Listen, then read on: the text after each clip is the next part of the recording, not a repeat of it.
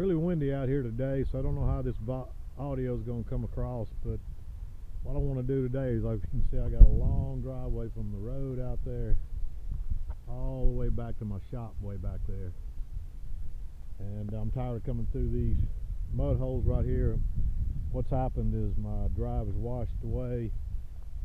It's gotten lower than the ditch over there, and a lot of this gravel is over in that ditch. So I'm going to dig this ditch back out and put the gravel back in my road and fill these potholes, then come back in and smooth it off and fix it where that water will drain down the ditch instead of draining down my driveway. So that's what the job is today. I'm going to get started on it, and hopefully you can hear the audio. I don't know how good it's going to sound today because it's very windy out here. But it's supposed to start raining tomorrow, and I'm tired of coming through mud holes when I come out here. So that's the job today, to fix this driveway.